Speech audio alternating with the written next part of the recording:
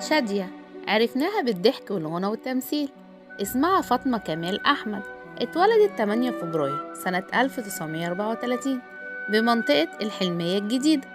اكتشفها المخرج أحمد بدرخان ودخلها في فيلم مع محمد فوزي، وكان في مشهد بينهم كده، لكن باباها وقت التصوير قال ستوب.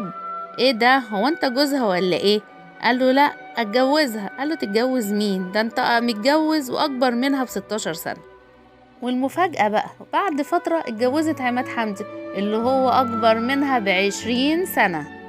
وبعد فترة من الجواز بدأ بقى المشاكل والخناقات بسبب فرق السن اللي بينهم.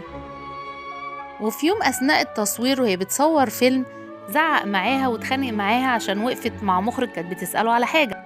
قعد يشد معاها في الكلام لحد ما زعلت وجريت على البيت وقفلت باب الأوضة عليها. فضل يكسر في الباب ويرزع لحد ما كسر الباب عليها، وقامت قالت له لا خلاص هي وصلت للدار، طلقني يا عماد. وفعلا اتطلقوا. وبعد فترة ظهر في حياتها فريد الأطرش واتفقوا على الجواز، لكن فريد سافر قبل الفرح، فهي طبعا غضبت وقالت ايه، هو بعد ما وعدني بالجواز هرب؟ قامت متجوزة واحد تاني. رجع فريد قال لها ايه، ان انا اسافر عشان اعمل عملية في القلب واتعالج، انزل الاقيكي اتجوزتي يا شادية. وبعد كده ركزت بقى في الافلام والشغل، وبقت الفترة دي مكسرة الدنيا لحد ما ظهر صلاح ذوالفقار. حصل حب ما بينها وما بين صلاح ذوالفقار وتم الجواز، وربنا كرمها بحمل. بعد فترة الحمل مكملش والبيبي نزل، وبدأت المشاكل بينها وبين صلاح على أي سبب واتطلقوا. بعد 20 يوم من الانفصال عن بعض رجعوا تاني، وربنا كرمها بحمل تاني، وقررت ان هي مش هتنزل اي شغل وهتفضل في البيت لحد ما ربنا يكرمها بالمولود. وكل ما كان يجيلها ادوار وافلام كانت بتديها لاصحابها. وتعرض عليها فيلم غروب وشروق، لكن طبعا بسبب الحمل رفضت وادته لصاحبتها سعاد حسني، واصبح الفيلم ده من اهم 100 فيلم في السينما. وللاسف برضو الحمل مكملش. وبعد فترة انفصلت عن صلاح ذوالفقار، وبعد الانفصال عملت أغنية كانت مكسرة بيها العالم العربي كله، وهي أغنية يا حبيبتي يا مصر.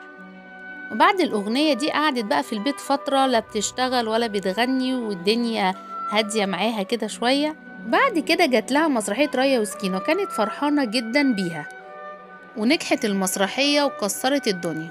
وسنة 1985 اكتشفت مرض السرطان، وده كان بيكمل عليها بعد حزنها الشديد على أخوها، وسافرت أمريكا لعملية استئصال الثدي.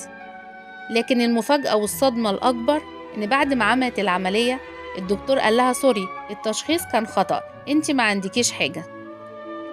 وطلعت من أمريكا على السعودية عشان تعمل عمرة وتدعي ربنا إن ينور بصيرتها، عشان هي مش عارفة تكمل ولا هتعمل إيه. ورجعت من السعودية على مصر، الإذاعة كلمتها عشان أغنية دينية. بعد ما الإذاعة كلمتها وغنت أغنية خد بإيدي، قالت هي دي الإشارة.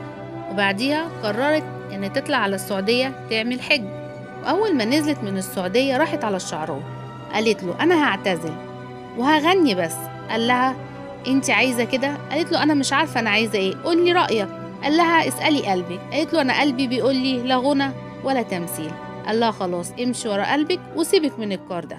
وبعدت شادية عن الأضواء والشهرة، وماتت دلوعة السينما المصرية يوم 28/11/2017.